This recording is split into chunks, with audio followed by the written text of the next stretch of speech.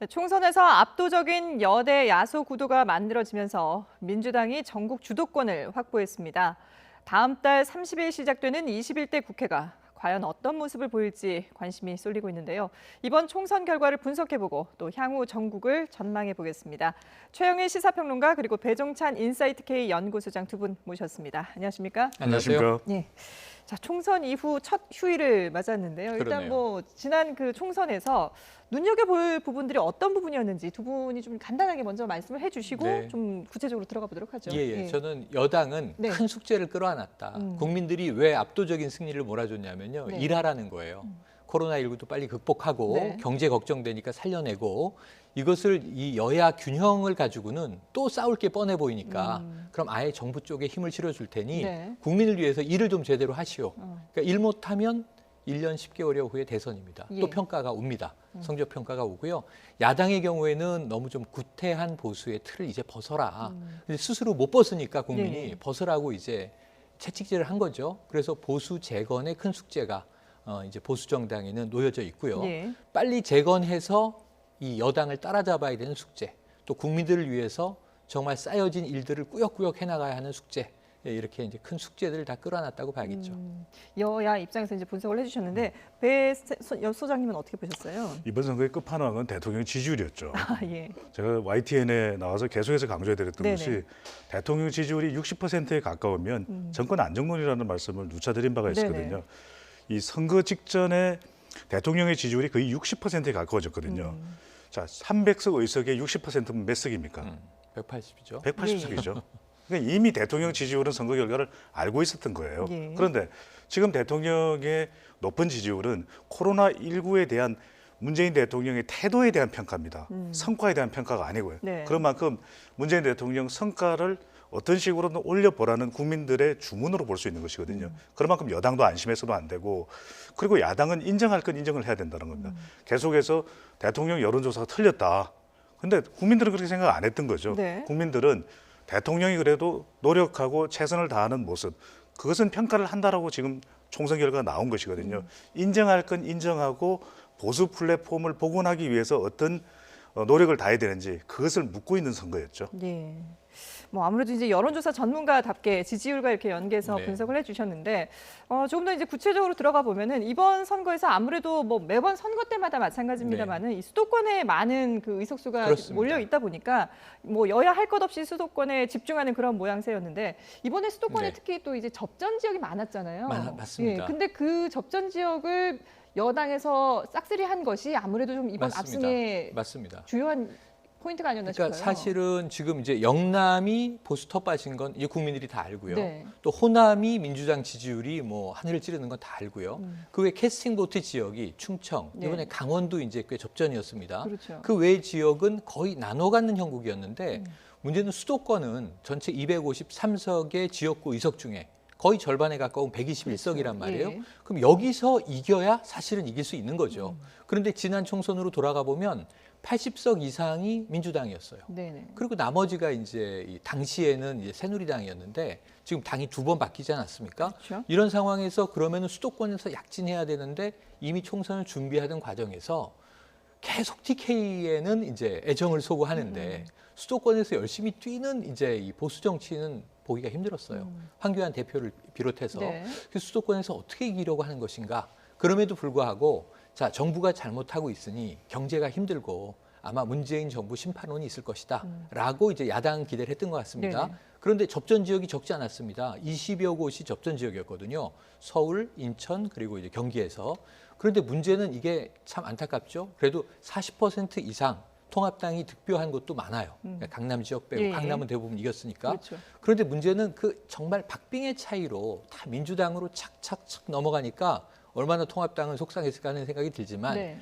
그 2, 3% 차이로 민주당으로 넘어간 게 뭐냐를 생각해 보면 그게 우리가 늘 이야기해온 중도층입니다. 예. 중도층이 왜 민주당으로 넘어갔을까? 왜 보수가 그 마음을 사로잡지 못했을까? 결국은 아까 배종찬 소장 이야기한 예. 정부에 더 힘을 실어주고 일을 더 열심히 시켜야 되겠다. 근데 야당에게 표를 주면 예. 대안이 있을까?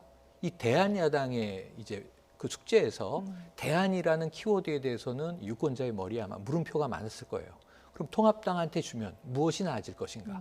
정부 비판은 당연히 야당으로서 하고 견제도 하는데 그 어떤 일을 잘 해낼 것인가에 대해서는 사실은 유권자의 바로 중간에 표심을 가른 네. 중도층이 별 확신이 없었고 아까 배종찬 소장 말씀처럼 이제는 변해하는데 변하지 못했고 그리고 무언가 이제 더 그럼 정부보다 나은 대안을 내야 하는데 그러지 못했고 했던 것에 대한 유권자의 심판이라 사실은 뭐 이렇게 이야기하는 것도 너무 좀 단순화시키는 어폐가 있습니다만 정권 심판을 요구했던 야당에 대한 심판이다라고 이 결론적으로 해석하지 않을 수 없는 상황입니다. 예. 이번 수도권 판세는 네. 그냥 간단하게 샤이 보수가 안 나온 거예요. 샤이 보수가 네, 나오지 않았다. 샤이 보수가 투표소로 가는 신발을 안 신은 겁니다. 어. 왜?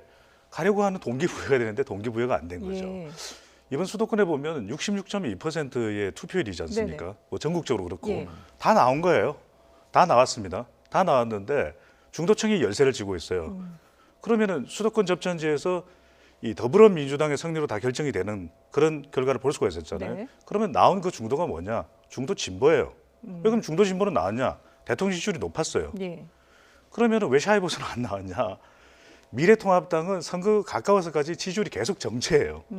수도권의 비호감도가 미래통합당이 높아서 샤이 보수가 안 나오면 적어도 막말은 안 했어야 되는 것이고 예. 파격적인 혁신을 했어야 되는 겁니다. 2016년 12월 11일, 12월 11일이 무슨 날인지 아십니까? 바로 국회에서 탄핵이 가결된 다음 날입니다. 바로 진단을 이야기했습니다. 네 글자를. 보수는 지금부터 플랫폼을 복원하기 위해서 깊반널책을 해라. 깊은 반성과 넓은 책임을 하라는 거예요. 그러면 샤이 보수가 들어와서 더 접전이었을 겁니다. 결과는 뭘까요? 안 했다는 거죠. 그래서 샤이 보수가 안 나온 것이고 네. 영남은 왜 그러냐? 영남도 사실은 더불어민주당도 상당히 선전했어요. 네. 근데 여기서 나왔던 중도는 뭐냐? 중도 보수죠. 중도 보수는 왜 나왔냐? 여기는 그래도 샤이 보수가 나옵니다. 견제 심리 때문에. 똑같은 지역이 어떤 지역이죠? 강남 3구잖아요. 네네.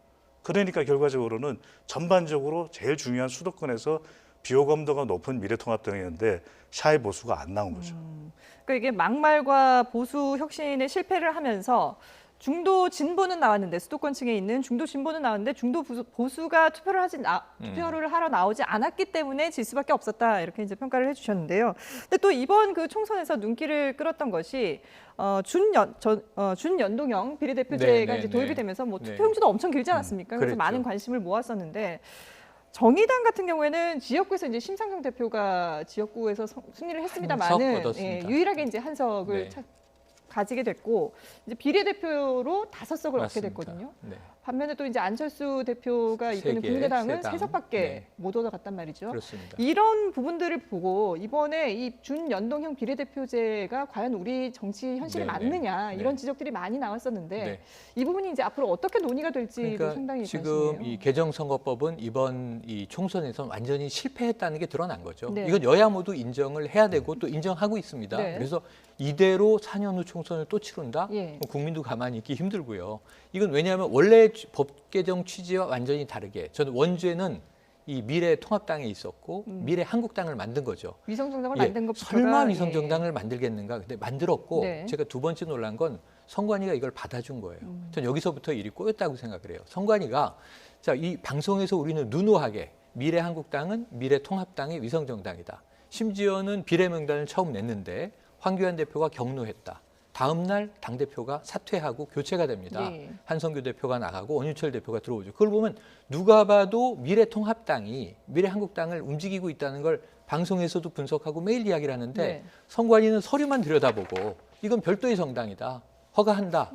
그러면 예를 들면 한쪽 정당이 반칙을 써서 시뮬레이션을 해보니까 이 30석 연동형 중에 한 20석을 쓸어갈 판이에요. 네. 그러면 이거를 그냥 좌시하겠습니까? 더불어민주당이? 당연히 만들죠. 왜냐하면 합법이라는데. 그럼 저 당은 만들어도 되고 우리 당은 만들면 안 되는 게 손해보는 아니잖아요. 입장이니까요. 그러니까 그러면은 제 생각에는 이게 적극적으로 만들었든 소극적으로 만들었든 저쪽 당이 비례 의석을 더 가져가는 걸 막기 위해서라도 만들 수밖에 없는 거예요. 그래서 거대 양당이 위성정당이 생겼고 거기에 자생정당인 열린민주당까지 생겼습니다. 그러니까 사실은 정의당이나 민생당 같은 군소정당에 조금 다양한 민의를 국회에 받아들이겠다라는 취지의 법 개정이. 그러니까 단식한 사람은 두 사람이에요. 바른미래당 손학규 대표, 민생당 이 소속이고 그다음에 정의당의 당신 이정미 대표. 그런데 이 두 당은 수혜자일 줄 알았는데 피해자가 돼버렸어요. 결과적으로는. 그리고 거대 양당이 오히려 이 비례의석을 다 네. 나눠 가졌습니다. 그러니까 이거는 누가 봐도 편법이에요. 근데 저는 여야 지지층들이 이 정말 이번에는 마지막이길 바라는데 보수 진보 진영의 세결집이 강하게 일어난 총선이었어요. 사실은 어떤 의제, 아젠다라든가 정책, 공약 이런 것을 검토할 시간도 없었고 제대로 유권자들 앞에 이런 밥상을 차려내지도 못했습니다. 정당들이. 네네네. 그냥 심판해 주십시오. 그렇죠. 막아 주십시오. 이 싸움이었단 말이죠. 근데 정부는 또 이해가 돼요. 코로나19와 싸워야 되는데 네. 지금 야당은 이제 막 편법으로 위성정당 만들고 똑같은 방식으로 거대 양당이 똑같은 선거를 치렀고 그 결과는 여당 압승으로 나왔는데 문제는 이 선거법은 지금 완전히 문제가 심각하다는 게 이번에 드러났습니다. 네네. 그래서 21대 국회의 핵심이 정개특위가 다시 만들어지고 개정된 선거법을 다시 재개정하기 위한 노력을 할 것이고 예. 하지 않을 수가 없다. 저는 이거 반드시 할 거라고 봅니다.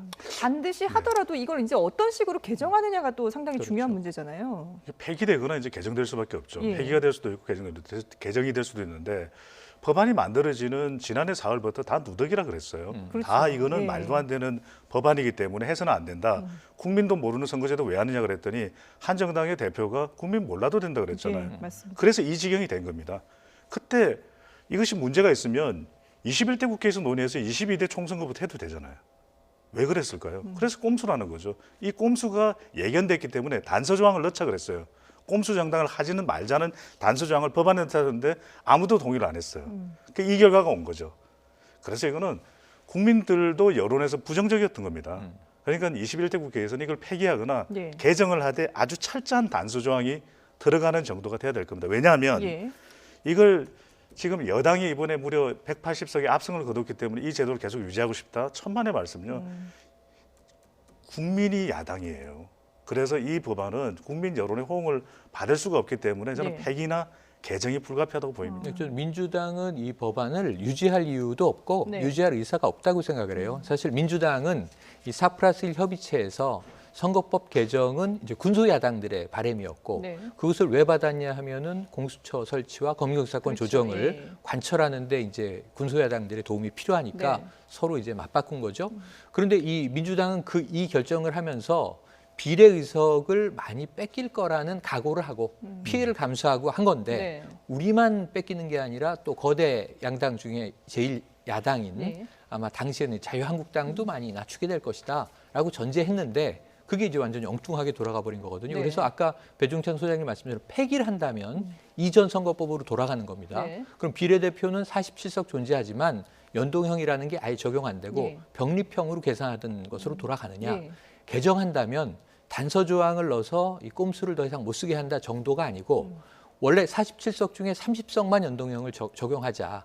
캡이라고 하는 거는 캡이었죠. 요것만 예. 쓰기로 했던 거거든요. 네네. 그럼 그다음부터는 이제 적어도 50% 연동형을 이 47석에는 보장한다였는데 이거보다 훨씬 더 강력한 연동형으로 가지 않으면 안 될 것 같아요. 제 생각에. 총선 그- 결과를 예. 한번 볼까요? 예. 지금 뭐 정확하게 말씀 네네. 주셨는데 그러면 비례 꼼수 위성 정당 안 하고는 대안이 없느냐 가반을 하는 가반을 했잖아요. 그러게요. 163석 가반을 네네. 했잖아요. 네네. 지역구에서 압승하면 가반하는 거예요. 그렇죠. 굳이 꼼수 정당을 할 이유가 없는 그렇죠. 거죠. 그 대안을 여러 번 이야기했음에도 불구하고 한석이 아쉬운 거죠. 그래서 이거는 국민들이 절대로 받아들일 수가 없다는 거예요. 그렇죠. 그때는 사실 뭐 여당의 지지율이 이렇게까지 높지 않았기 때문에 불안할 예, 때죠. 불안했기 네. 때문에 아마 이제 이런 꼼수를 생각할 수밖에 없지 않았나 싶은데 어쨌든 앞으로 이어지는 그 국회에서는 이 부분에 대한 개정 논의 뭐 아니면 또 폐기 두 분 말씀하셨는데 이런 부분이 분명히 논의가 돼야 되지 않을까 싶습니다. 그런가 하면은 이제 여야의 잠룡 1위였죠. 종로에서 맞붙었는데 이낙연 코로나 극복 대책위원장 그리고 황교안 대표 뭐 최대 격전지라는 말이 무색할 만큼 이낙연 전 총리가 압승을 거뒀습니다. 두 사람의 소감 한번 들어보도록 하겠습니다. 문재인 정부가 추진해온 국정과제들이 현실에서 구체적 성과를 내며 진척되도록 차분하지만 확실하게 추진하겠습니다. 국민 여러분께 죄송합니다. 국가적으로 중요한 시점에 나라가 잘못 가는 것을 막지 못했습니다. 우리 당이 국민께 믿음을 드리지 못했기 때문입니다. 모두 대표인 제 불찰이고 제 불민입니다. 모든 책임은 제가 짊어지고 가겠습니다. 네, 희비가 엇갈린 두 사람의 얘기를 들어보셨는데요. 뭐 이낙연 그 위원장 같은 경우에는 사실 이번에 민주당이 압승한 이후에도 뭐 이렇게 좀 자제하는 차분하게 좀 반응을 보자라는 그런 네, 모습들, 신중하게 맞습니다. 접근하는 모습이 상당히 좀 보기 좋았거든요. 어떻게 그래야만 하는 보셨습니까? 거죠. 예, 그래야만 하는 것이고 이번 선거가 여당의 앞서 의석수는 그렇습니다. 그렇죠. 하지만 전체 지역구의 득표를 다 모아보면 완전한 절대적도 압승도 아니에요. 그리고 제가 말씀드렸던 대로 이번 여당의 의석수 압승의 배경에는 바로 높은 대통령 지지율이거든요. 네네. 대통령 지지율이 이제 임기 후반기로 갑니다. 예. 이제는 당이 적어도 홀로 서기는 아니더라도 홀로 설 수 있는 경쟁력을 키워야 되기 때문에 안심할 수가 없는 거죠. 그리고 이낙연 후보로서는 차기 대선 후보 가도로 이제는 접어들어야 되기 때문에 네네. 본인으로서는 아주 신중한 모드로 표현할 수밖에 없었던 걸로 예. 보입니다. 그럼 지금 말씀하신 것처럼 이제 뭐 대권까지 노릴 수 있는 그런 네. 상황이 됐는데 당장 이제 8월에 전당대회가 있지 않습니까? 그럼 당 내에서의 입지는 어떻게 확립을 할까요? 저는 데이터상으로 보면 당권 도전은 쉽지 않으려고 봅니다. 매우 고민할 수밖에 없는 것이 데이터상으로 어렵다는 거는 아직도 대통령 시대입니다. 예. 문재인 대통령의 지지율이 워낙 높거든요. 네네. 그리고 이 지지율은 코로나 극복을 할 때까지 계속될 겁니다. 예. 그럴 가능성이 굉장히 높은 것이거든요. 그렇다면 왜냐하면 여당이 또 압승을 했고 네네. 여기에 또 컨벤션 총선 결과에 대한 컨벤션 효과 지지율이 더 올라가고 높아지는 현상이 나타날 거거든요. 그런데 8월에 당권 도전을 하게 되면 이 대선이 조기에 가셔야 됩니다. 예. 이건 당으로서 다 상당히 민감해질 수 있거든요. 청으로서도 민감해질 수 있고 그렇게 될 경우에는 당청 관계인데 현직 대통령과 차기 대통령의 관계가 되면 굉장히 이 부분이 민감해집니다. 네네. 그렇기 때문에 이낙연 의원으로서도 이제 당선인으로서도 이런 부분은 굉장히 조심할 수밖에 없거든요. 예. 그런 만큼 너무 조기에 대선 구도가 불거지는 것보다는 오히려 내년에 가서 해도 되잖아요. 네네. 앞서가고 있는 국면이라고 판단할 수 있기 때문에 그렇기 예. 때문에 8월에 저간의 지지율이나 대선과 관련된 구도를 생각한다면 당권 도전은 저는 하기는 쉽지 않아 보입니다. 아직은 문 대통령에게 조금 더 힘을 실어주고 밀고 나가야 되는 그런 상황이라고 저도 보는 안 건가요? 할 것으로 봅니다. 예. 왜냐하면 문재인 대통령은 자, 당권을 잡았어요. 네. 근데 당대표에 도전했더니 아니 대권 주자가 왜 당권을 잡느냐? 내가 하겠다라고 했던 게 당시 박지원 의원이에요. 그런데 박지원 의원이 문재인 대통령이 이제 당시엔 대통령 되시기 전이죠. 당대표를 장악하니 결국은 그때 안철수 의원 등 박지원 의원과 국민의당으로 탈당해 나간 겁니다. 네. 흔히 이제 반문계, 비문계 이렇게 불렀죠. 그러니까 당권 잡고 대권. 그때는 저는 그게 옳다고 봤어요. 왜냐하면 당권을 장악 못하면 당내에서 굉장히 입지가 대권 흔들리니까, 구도로 예. 가는데 흔들릴 수 있는데 그게 왜 가능했냐면 야당이기 때문이에요. 여당의 상황이 다른 겁니다. 네네. 그럴 때는 관리형 당대표가 계속 이제 당을 관리해주고 대권 주자는 대권 주자대로 자신의 주가를 높이면서 할 수 있는 일이 많거든요. 예. 이번에 이제 원내로 들어가지 않습니까? 국회 내에서 상당히 비중 있는 역할을 할 수 있는 다양한 기회가 있을 겁니다. 예. 근데 당권을 잡으면요. 문제는 대권에 나가려고 할 때는 당대표를 대권 1년 전에 그만둬야 돼요. 그럼 이게 7, 8개월짜리 당권이에요. 네. 7, 8개월 동안 예를 들면 이낙연 전 총리가 이번에 당권을 잡겠다라고 하면 어떻게 비춰지냐면 당내 세력을 구축하겠다는 이야기구나. 네. 그럼 이제 말씀하신 대로 청와대와 당청 관계가 아주 복잡하고 미묘해지죠. 이것을 굉장히 잘 알고 있는 이낙연 전 총리는요. 총리를 최장수했는데 그 이유는 2인자의 자리를 정확하게 지켰기 때문이에요. 절대로 오버하지 않았어요. 예. 그러니까 이런 이제 그 미덕을 가지고 있는 분이거든요. 예. 지금도 오만과 독선에 대한 경계가 날아오니까 겸손 이야기하고 네. 유시민 이사장 180석 나왔을 때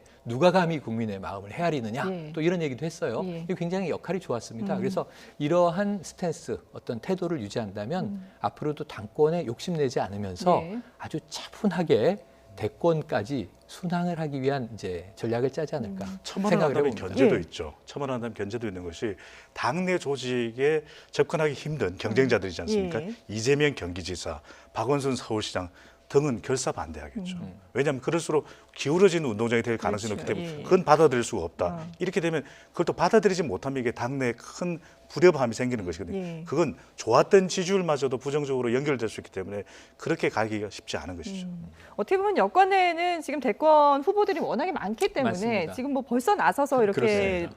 주도할 필요는 없다 그리고 이런 지금 판단이 국민 드는데요. 여론조사는요. 예. 갑자기 이번 총선에서 압승해서 올라간 게 아니라 총선 이전에도 대권 주자 1순위의 이 지지율을 지키고 있었어요. 네. 근데 그것을 뭐 굳이 이제 불협화음으로 깎아내리는 빌미를 제공할 이유는 없는 겁니다. 예. 네. 자, 그러면 이제 반대로 이낙연 위원장에게 진 황교안 대표 같은 경우에는 지금 네. 고민이 많을 것 같아요. 뭐 네. 물론 이제 당 대표를 내려놓긴 했습니다만은 그래도 아직까지 이제 본인이 어떤 역할을 할 것인가 이걸 네네. 고민해 보겠다라고 얘기를 하면서 향후 거취에 대해서는 분명하게 하지만 밝히진 않았거든요. 고민하시면 안 되죠. 지금은 푹 쉬실 때입니다. 예. 정말 고민하시면 안 됩니다. 네. 왜냐하면 빨리 돌아오고 싶거든요. 왜냐 무대에서 퇴장했잖아요. 뺏지를 못 알았으니까 원내에도 없고 그동안 원내 당대표였는데 얼마나 힘들었겠습니까? 네. 삭발하죠. 장애투쟁하죠. 그런데 이제 원내 진입해서 대권을 향해 가야 되는데 여기서 좌초됐잖아요. 근데 빅매치가 성사됐을 때 이걸 몰랐을까 하면 알고 있었을 겁니다. 네네. 여론조사 자체가 격차가 있었고 그렇죠. 자, 이낙연 후보가 이길 것이고 황교안 대표가 질 것이다. 그래서 시나리오 중에는 사실은 그럼 홍준표 전 대표가 살아 돌아오고 황교안 대표가 이번에 낙선하면 어떻게 될까? 리더십 체인지가 일어난다. 이런 얘기를 다 했고 네. 근데 이제 이 총선 전 기간에 평론가들이나 여론조사 전문가들이 그걸 적극적으로 얘기할 수 없는 게 선거에 영향을 주면 안 되지 않습니까? 하지만 대부분 질 가능성이 더 크다라는 거는 예견됐던 일이기 때문에 네네. 아주 특별한 건 아니에요. 그러면 황교안 대표 입장에서도 생각을 못했지는 않을 거예요. 예. 시나리오를 써보면 떨어진다면 어떻게 할 것인가. 근데 이 총선에서 떨어진다고 대선 주자로 못 나오는 건 아니에요. 그렇죠. 한 2년 정도 남은 시간 동안에 어떤 행보를 갈 것이냐인데 지금은 당의 전면으로 돌아올 때는 결코 아니죠. 과거에 안철수 대표의 사례를 보면 예. 대권 주자 나옵니다. 떨어지죠. 당대표 다시 나옵니다. 말렸죠. 당대표 잡습니다. 지방선거 또 지죠. 또 은퇴합니다. 그러다가 또 돌아오죠. 계속 이렇게 그러니까 이제 이 대중들의 시선에서 사라지는 것이 두려워서 네. 계속 뭔가 이 정치의 중심에 있고자 노력할수록 사실은 나쁜 이미지가 계속 쌓이면서 지금 이제 안철수 대표 국민의당 새로운 네. 국민의당 세석 비례대표를 넣습니다만 뭐 이제 안철수 대표는 이제 당 외에 원 외에 있죠. 그런데 최근의 정치율 이 조사 중에서 비호감도가 높다. 이게 문제예요. 지금 이번에 중진 의원이고 상당히 관록 있는 의원들인데 비호감도가 높은 경우에는 신인한테 다 졌어요. 네. 그런 것들을 본다면 전 황교안 대표는 오히려 당이 어려울 때 적절한 시기에 컴백을 해서 중요한 역할을 하고 호감도를 높이는 어떤 그러한 준비를 할 수는 있겠으나 지금 이게 패한 지 얼마 됐다고 지금 역할을 합니까? 지금은 전면에 나서지 않고 그야말로 오히려 공부하고 자숙하면서 휴식의 시간을 보낼 때라고 생각을 합니다. 간단히 설명드릴게요. 이게 지금 보수 플랫폼이 복원되려면 두 가지 조건이 갖춰져야 됩니다. 대통령 지지율이 내려가야 돼요. 네. 그건 야당이 할 수 있는 일이 아니에요. 그건 대통령의 국정 수행의 평가에 따른 결과이기 때문에 야당이 할 수 있는 일은 없습니다. 그럼 야당의 미래통합당이 할 수 있는 역할은 뭐냐? 자기들의 지지율을 35%까지 끌어올려야 돼요. 35%까지 올라간다는 건 샤이 보수가 들어온다는 이야기고 네네. 보수 혁신을 했다는 이야기고 그다음에 대한정당으로서 정책을 제시하기 시작했다라는 것이거든요. 이런 패인 분석은 하면서 쉬어야죠. 그냥 쉴 수는 없는 것인데 중요한 것은 이것 정도가 돼야지 그런 걸 충분히 준비하고 당에서 이런 경쟁력을 갖추었을 때 적어도 대등한 관계, 임기 후반기이기 네. 때문에 더 후반기로 접어들기 때문에 이제 남아있는 전국적인 선거는요. 21대 국회에서 대선과 지방선거가 있습니다. 이 경쟁력이 확보되지 않으면 왜? 후보들이 나갔을 때 정당 지지율은 선거에 나서는 후보들의 기초 체력이에요. 다른 게 없습니다. 예. 그렇다면 이것을 올리기 위한 보관이 뭐냐?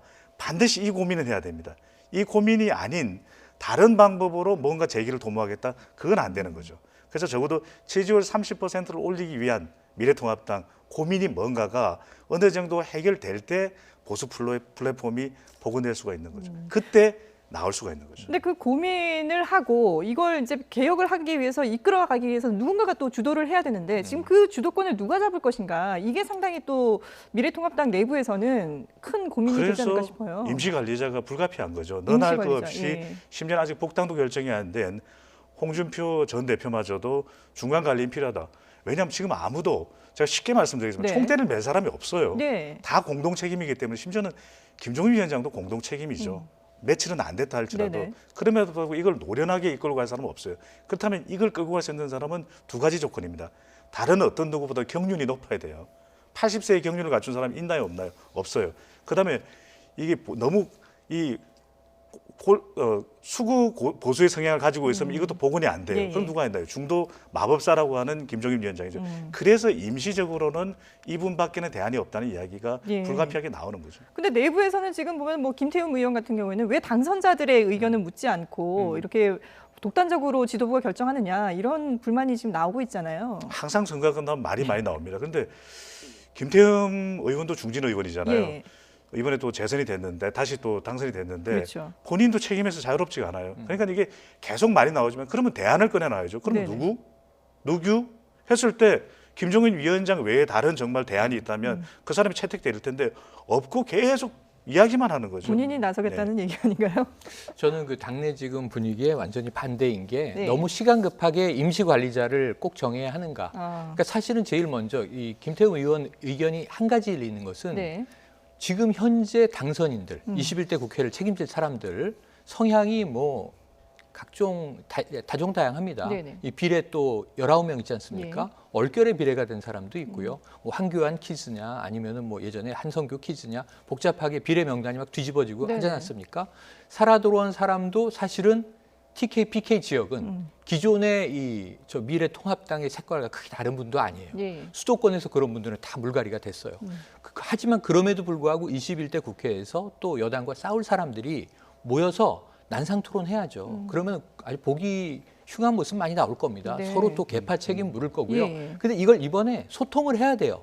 그러니까 저는 어디로 올라가야 되냐면 이 왜 실패했지? 공천에서 실패했고요. 더 거슬러 올라가면 탄핵 직후에 내부에 사람이 없으니까 노무현의 남자라는 김병준 비대위원장을 데려다가 맡기고 혁신해달라. 근데 그때도 개파들이 난리를 이제 결국은 이 벌어지다가 수습이 대략 된 겁니다. 개혁 못했죠 그때. 네네. 근데 김병준 위원장의 일성은 보수의 가치를 재정립해야 한다. 이 숙제를 아직도 못 풀고 있어요. 이게 흘러 와서 유승민 의원이 자 개혁 보수의 길로 가야 한다. 탄핵의 강을 건너야 한다. 헌집을 허물고 새 집을 지어야 한다. 네. 하나도 이루어진 게 없이 그렇죠. 간판만 바꿔달고 가니까 이 지경이 난 거거든요. 그러면 다시 김병준 위원장 시절로 돌아가 보자고요. 김종인 위원장이 뭘 해낼까요? 저는 여기서 거꾸로 묻고 싶어요. 지금 80대 이 위원장을 모셔놓고 우리 혁신하겠습니다. 혁신될까요? 전 40대 위원장 모셔야 돼요. 젊은 위원장을 모셔야 바뀌어요. 마크롱은 왜 프랑스 대통령을 해요? 트리도는 왜 이 캐나다 같은 큰 나라를 이끌어요? 도대체 7, 80대에 언제까지 매여 있을 거예요? 이번에 실패한 건 수구 보수 이미지 때문이다. 그럼 딱 하나. 젊은 사람 모셔와 보자. 예. 40대가 지금 이 7, 80대보다 못할 것 같습니까?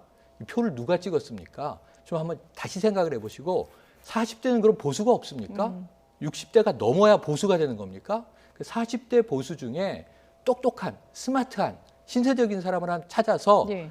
권한을 경륜이 있어야 된다고요? 권한은 주고 그 나머지가 따르면 경륜이 생기는 거예요. 네. 자리가 사람을 만들잖아요. 예를 들어서 이거 하나의 예지만 자 이준석 의원에게 위원장을 맡깁시다. 젊잖아요. 못할까요? 저 할 거라고 봅니다. 김종인 위원장만큼. 네. 근데 문제 그렇게 주기가 꺼림직한 거죠. 왜? 나이 어린 사람 말 듣기 싫으니까. 이 생각을 깨야 되는 거예요. 고정관념을. 예. 최영일 평론가 네. 말씀에 동의는 하는데 네. 지금 당장 해라는 것이거든요. 그래서 저는 지금은 동의를 하고 개혁을 해서 전당대회로 가는 방식이 지지율을 올릴 수 있는 방안이 아니겠느냐라는 분석을 해봅니다. 예. 자, 이 보수가 과연 앞으로 어떻게 개혁을 하느냐 여기에 따라서 또 앞으로의 이제 정치 지형도 많이 변화할 것 같은 느낌이 드는데요. 두 분 말씀은 여기까지 듣도록 하겠습니다. 최영일 시사평론가 그리고 배종찬 인사이트K 연구소장과 함께했습니다. 두 분 말씀 잘 들었습니다. 고맙습니다. 감사합니다.